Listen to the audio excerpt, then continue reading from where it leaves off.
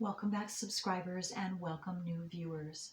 And I want to thank each and every one of you who have subscribed, who like and share my videos, because that helps my whole channel to circulate to more and more individuals who are in need of this information just like you. And if any of you are interested in my private readings list, or you want to know the availability of my book that I just recently made available to the public last October 2022, or you just have a comment or a question for me, send me an email at thecreativewoman369@gmail.com. And so today I'm reading from the Saturn book, and the author is Liz Green, and it's for all of you who have Saturn in Scorpio or in the 8th house, and that is natal Saturn. Okay, and if any of you would like a copy of this reading, send me an email. My information is always below in the drop-down box of all of my videos. Okay. And I want to thank Leslie for enabling this video reading to be posted for all of you who have, again, Saturn in Scorpio or in the 8th house. The symbolic progression of man's evolution from Aries to Pisces has been described in many sources. There is a similar progression within the 3 signs belonging to one element, and here the progression represents the stages of development in that particular sphere of consciousness. The first sign or house belonging to that element is generally the clearest and the most direct in meaning, and relates to the development of the individual's personality and its integration. The second sign of that element denotes a point of crisis, for here the individual must take his own experience and integrate it into the group of which he is a part. This is rarely done without struggle, for this too is an expansion of consciousness from the personal to the universal. The third and last sign or house refers to the larger unit of the group and infers the final purpose of the particular level of consciousness symbolized by that element. The watery signs and houses do not contradict this. In the 4th house, a man is first subjected as an isolated unit to emotional forces and pressures from the environment, which shape his future growth as a personality. And those of you that don't know, the natural house of the 4th house is Cancer, which is a water sign. He has the opportunity of building a base within himself so that the projection into circumstance is withdrawn, and inner security on the feeling level becomes a permanent possession of his character. In the 8th house, the man must take his feeling nature as a channel of expression and contact and begin to function in personal relationships with others. The flow of feeling this now between him and another.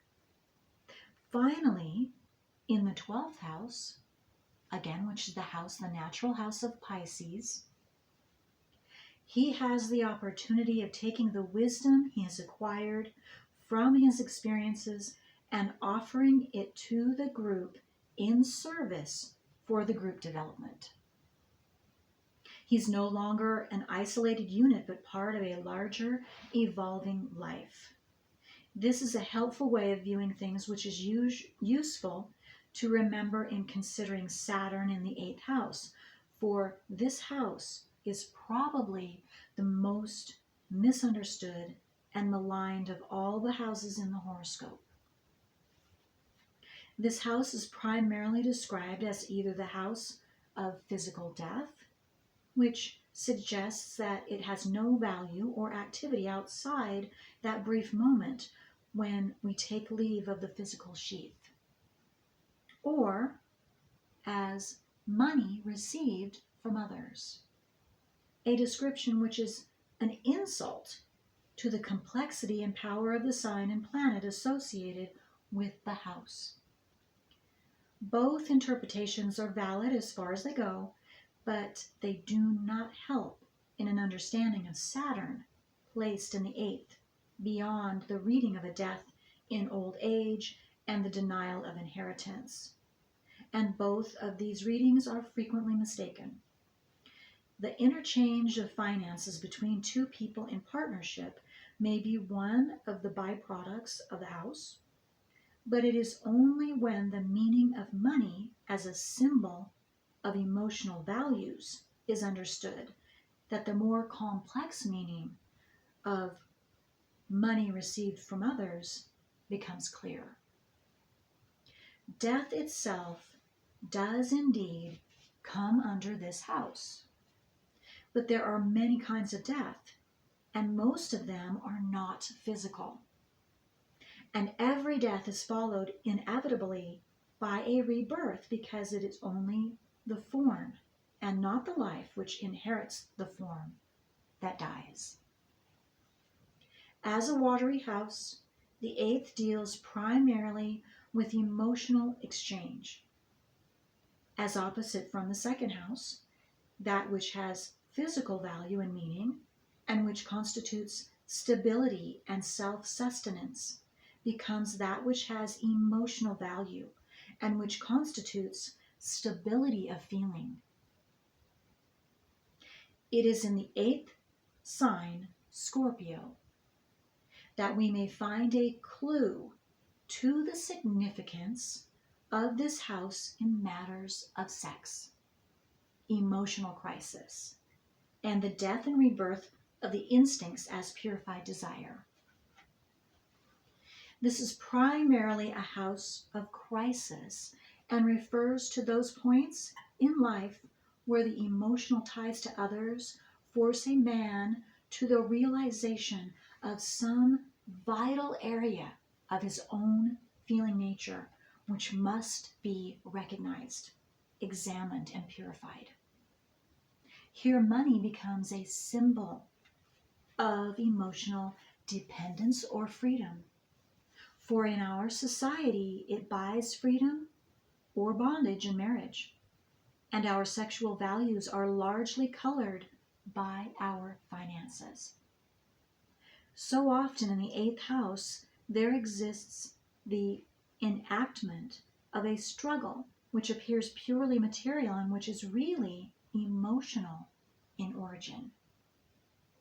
It is no wonder that Freud attributed such significance to money in dreams, and why psychology continues to recognize the relationship between monetary and emotional generosity or tightness. It is common to find the individual with afflicted planets here tied to a difficult financial situation, following upon a broken marriage, or to chronic problems with partners who take advantage of him financially. This is particularly characteristic of an 8th house Saturn. When investigated, it will often be found that on the sexual and emotional levels, there was difficulty in expression, and there is no sweeter revenge for many people than to air their disappointment and frustration in the face of an unresponsive Saturnian partner through material demands. The area into which this discussion takes us is a prickly one, and this is usual for Scorpio and the 8th house.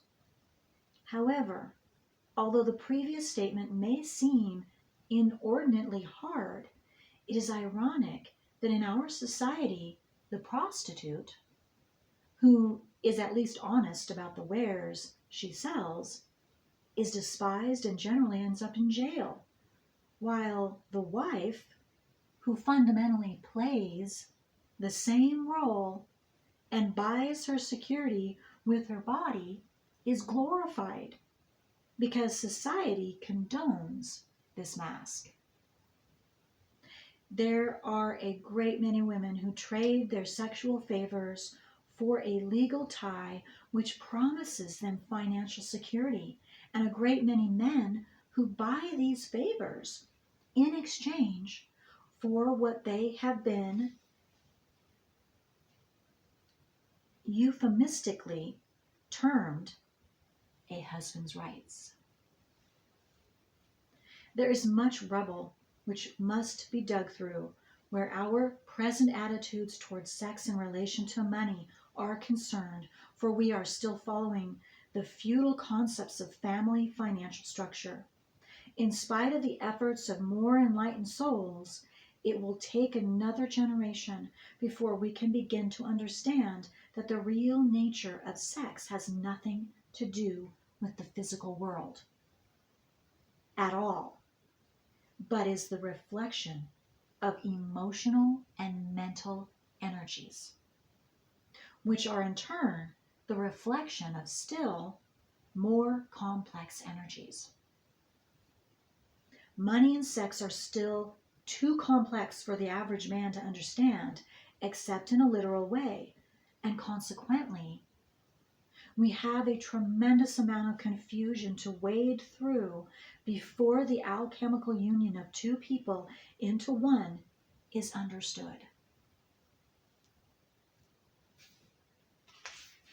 And boy, I have to say, I do understand what this author is saying on a very core level, because my South Node is in the 8th house in Scorpio, conjunct my Neptune. And so I definitely completely understand what she is talking about on an experiential level. And I'm very thankful for it now. But it was extremely difficult as well. Life-threatening even. So I feel for all of you who are listening and who have this placement. The 3 watery houses and signs represent 3 aspects of the feeling nature of man. The 4th house symbolizes the nurturing forces which shape his early life. The 8th symbolizes the creative and procreative forces which he wields and through which he contacts others. The 12th symbolizes the dissipating forces which eventually break down his sense of separateness and release him into group life. The 8th house is a battleground, the primary purpose of which is self-understanding and self-mastery through constant crisis.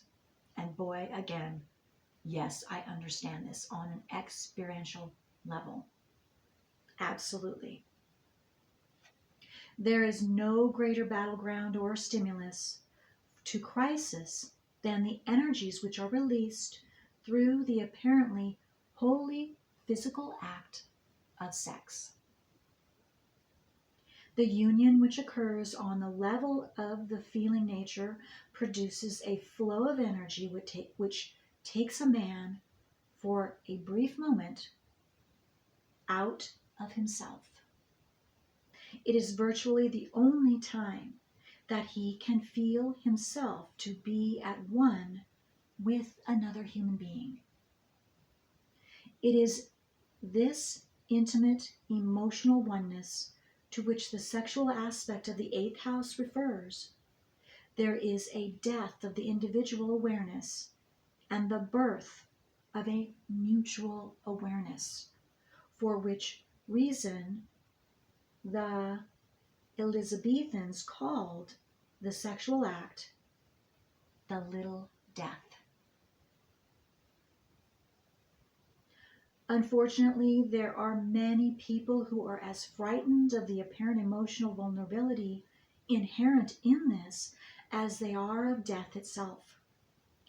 What they do not recognize is that the union takes place, whether it is recognized or not. And on the feeling level, it is not possible to totally shut out the partner. It is only possible to believe that he has been shut out. And I know she is saying he, this is he or she. The sex does not matter, whether you're female or male listening to this. It's all of us. To consider this point of view, it is to recognize the real responsibility involved in a sexual union. This is nothing to do with morality. That is a fact. That is a fact. There is no such thing as sin. It's man-made, for those of you that don't already know. It's man-made to keep us feeling guilty so that we do not find out who we truly are and reach that true potential, that true powerful potential inside inside our soul on a soul level, and be able to live that and express that truly, completely. We have had many centuries of moral teachings which have done absolutely nothing to help us understand the real nature of the mystery. The currents of this great creative force, or serpent power, whose cousins we may see as the serpent in the garden, the Ouroboros of alchemy, and the plumed serpent of the Aztecs, may be released in other ways, but these belong to the sphere of the occultist and the magician, and the average individual knows only one: physical sex. Once set in motion, these currents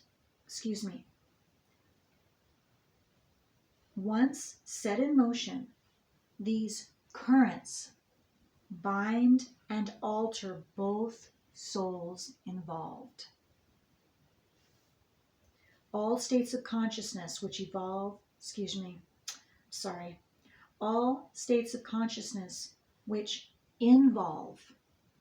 the death, and she has that in quotes, death, of the personality, ranging from those induced by drugs to certain kinds of religious ecstasy and trances of varying sorts, come under the rulership of the eighth house. For they all refer to this same energy which can separate the self from its vehicles. Physical death is only the last in a series of deaths which begin with birth. We understand very little about both sex and death at the present time, and this ignorance is more than slightly owed to the confusion of the Piscean era with its pronouncement of sex as evil and of death as the gateway to never-ending heaven or hell. Again, what I just spoke about sin, the truth of sin, was man-made. And it was made, yes, in the Piscean age of secrecy, fantasy, lies, deception. This kind of conditioning runs deep, and it does run deep. We have passed that down from generation to generation in all of us. I don't care what country you live in now. It doesn't matter. This is across the board, all of us.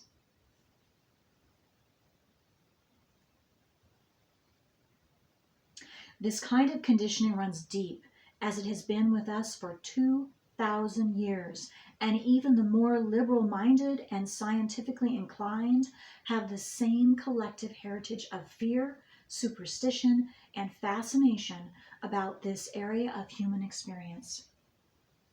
The individual with Saturn in the 8th house has a double burden on his hands, for he must not only come to terms with Saturn, who is evasive enough on his own, but he must also be willing to make the descent into Pluto's realm if he is to find the treasure hard to attain.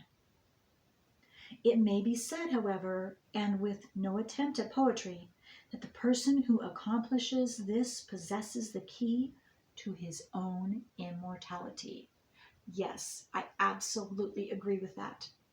And I can back that up. I can back that up. Again, I wrote about this in my book. Any of you that are interested, wow, this is amazing. This is the first time I've read this, so this is very, very, very amazing to me too. And I'm very impressed with how she has spoke about the 8th house and Saturn. Awesome, and Scorpio. This is the best I've ever read, ever. And I am an astrologer of 28 plus years, for those of you that don't know, and I specialize in the nodes of the moon. Okay. In a great many cases with Saturn and Scorpio or in the 8th house, the individual's fears or feelings of inadequacy are in the area of sexual expression. This is undoubtedly a symbol for an even deeper fear. But here the symbol is powerful enough in its own right to create great pain in the person's life. The average man who has to deal with this situation will not, however, take kindly to being told this fact bluntly by an astrological consultant. People are as prickly about sex now when it comes to over discussion as they were during Victoria's time. Moreover, the man's inadequacy is not a physical one, but rather an emotional one. And she's meaning you, whether you're male or female. She's saying man, but it's not just man. Man as a general. It's whatever sex you are.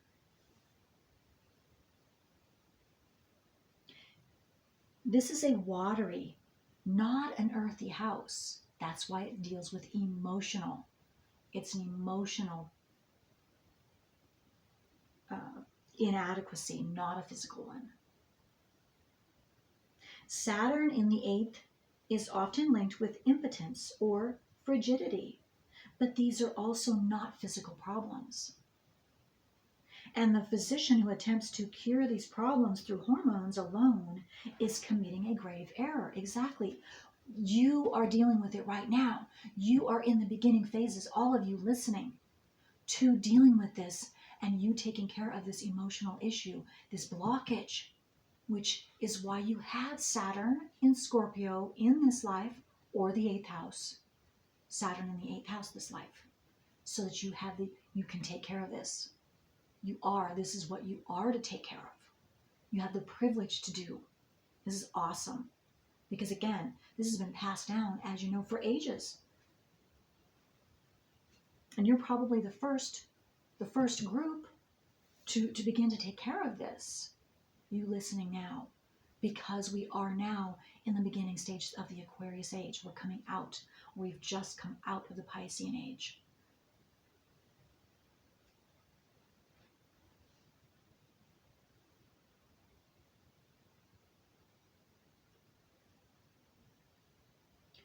Okay, so I'm pause. Excuse me a moment while I find. Okay, here we go. The difficulty here lies in the fear of submission, of violation, of the control of the partner, and of emotional rejection, for it is the psychic rather than the physical exchange which contains the threat. Oh, wow. Yeah, that's a big deal. It is fairly common to find an individual with Saturn in the 8th who may be affectionate and loving in the bedroom, No, excuse me. Let me start over again. I skipped a sentence. I apologize. Let me start over again. It is fairly common to find an individual with Saturn in the eighth who may be affectionate and loving, but who, when the last outpost of separateness is passed in the bedroom, shies like a frightened horse and cannot perform. Or he or she may overcompensate for his or her inner fears by becoming the quote unquote perfect love or perfect lover on a purely physical level. And he or she may try to block the flow of energy and emotion to his or her partner so that he or she somehow is not really there. Again, don't feel bad.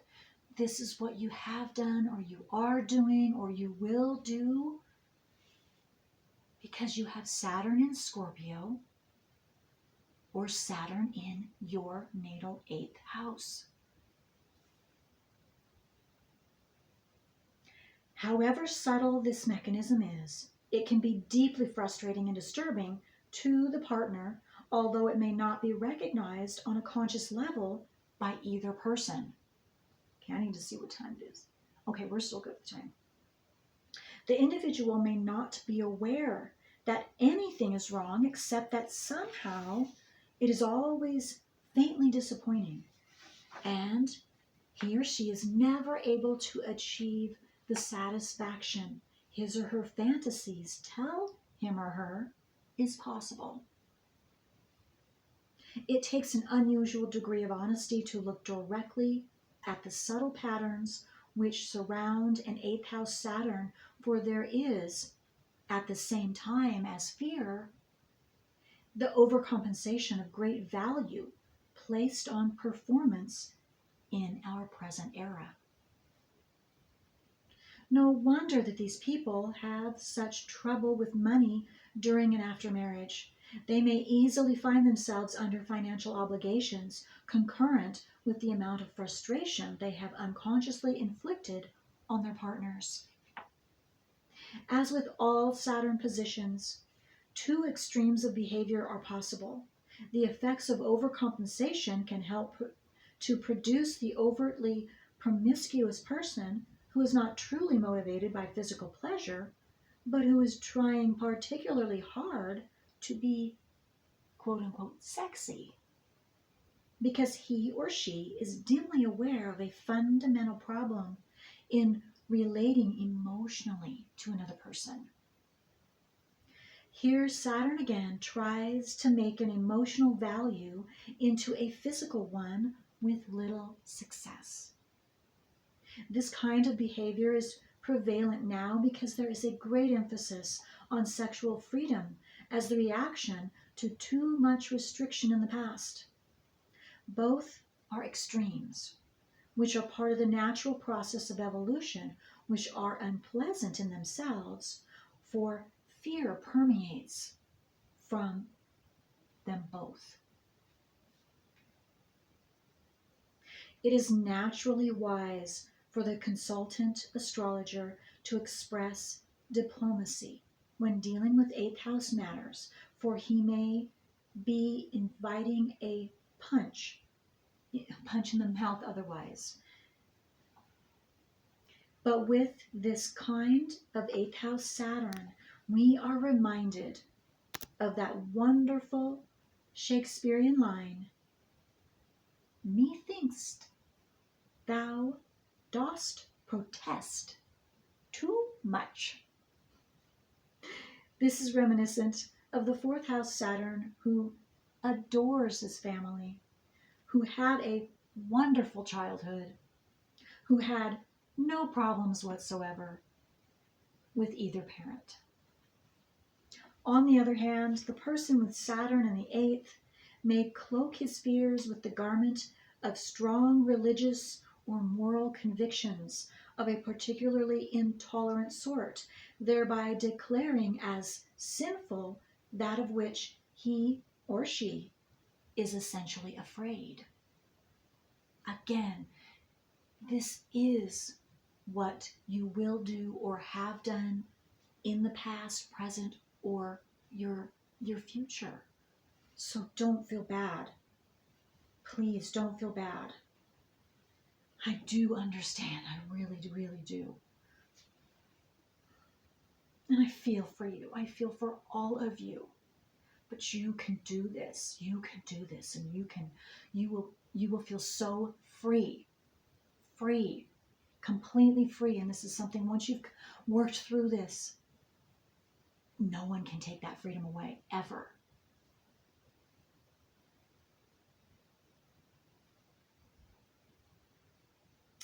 In these cases, Saturn is a prompter toward celibacy, but for all the wrong reasons. The devil, unfortunately, is not vanquished by being told to go away. It is the light of consciousness that he cannot endure. We may also find that rare individual who is honest enough with himself to understand that there is something within himself or herself that needs development, as there is in everyone, and who makes the effort not only to discipline but to comprehend his or her sexual nature as well, so that he or she can express it in the most positive way. And I'm just being called to say that if any of you want to have a private reading with me, I would feel honored to deal or assist you with dealing with this and finding out how it, because no doubt it will aspect most likely your south node and maybe even your Chiron or other major aspects. Pluto maybe for some of you, I don't know, but we could go over that together and it would make this even more clear for you and give you more freedom, if that sounds right for any of you, or whenever that sounds right. And you don't have to come to me, but if you're called, I would feel honored.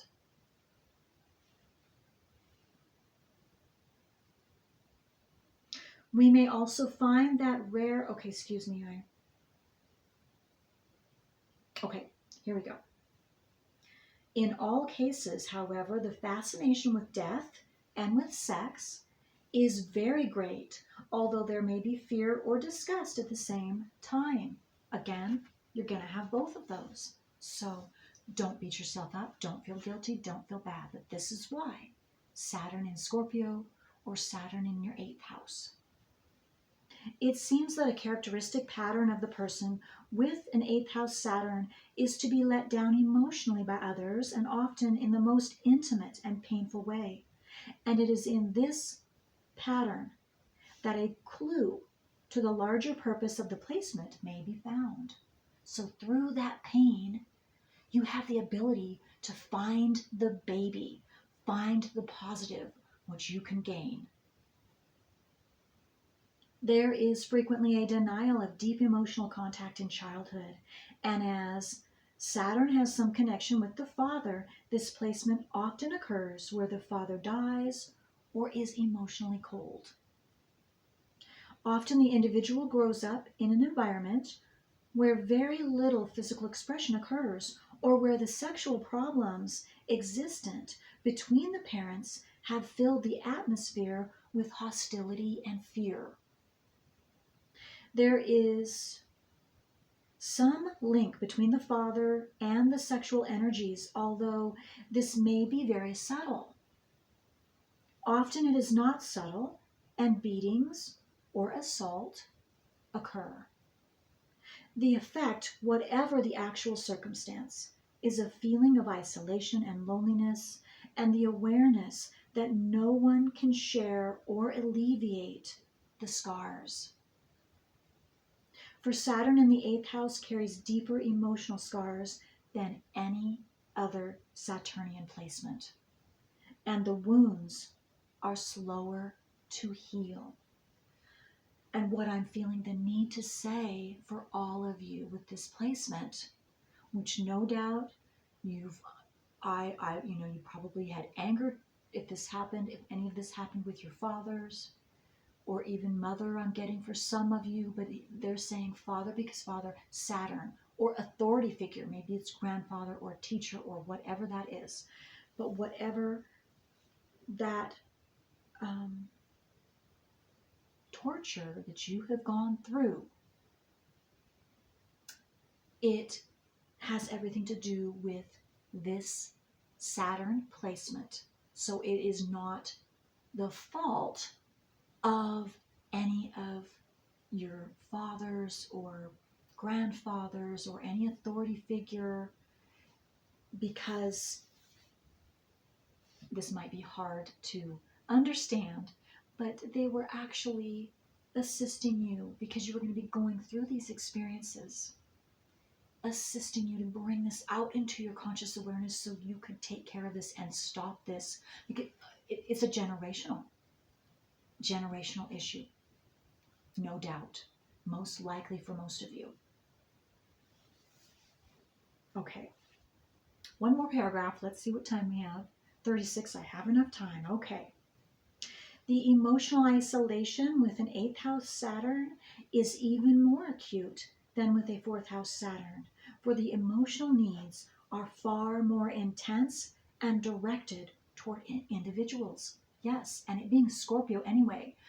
I know this with South Node in Scorpio in the 8th house. A lot of rage and anger, and you're wanting to lash out. That's Scorpio. That's the very bottom, even a killing rage. I remember having that too. I had a killing rage.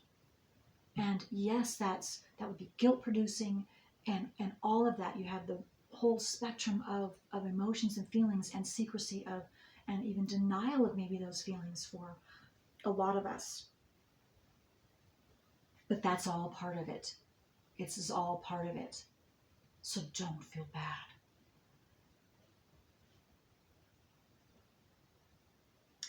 It is union rather than security which is sought, and union of a particularly intense and transforming kind.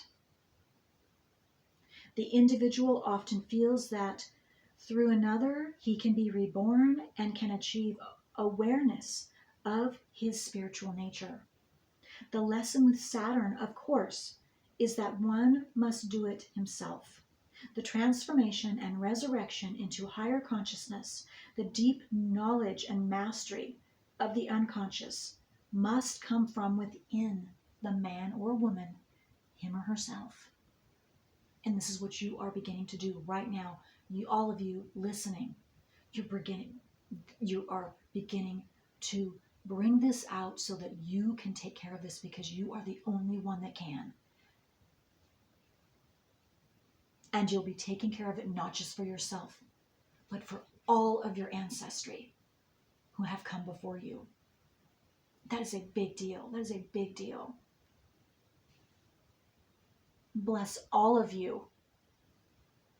Okay, and I think I'm going to be stopping. Nope. Okay, almost done. There is often a fascination with all things occult, or at the very least an interest in the depths of the mind, and it is in utilizing this interest and in learning the real nature of the energies of creation that the individual becomes a magician. That is you. That is you. The secrets of the powers of the unconscious are yours once you've mastered through this. This is a huge deal. You are very powerful. And these are literally life-giving powers for the healing of you and others. Wow. Scorpio is intense. Saturn in Scorpio is intense. And in the 8th house, it is intense. But you are awesome, each and every one of you. Remember that. Remember that. If you'd like a written copy, send me an email, thecreativewoman369@gmail.com. I hope this was helpful. And any questions or comments you have, I'd love to hear from you. Okay, until next time. Bye.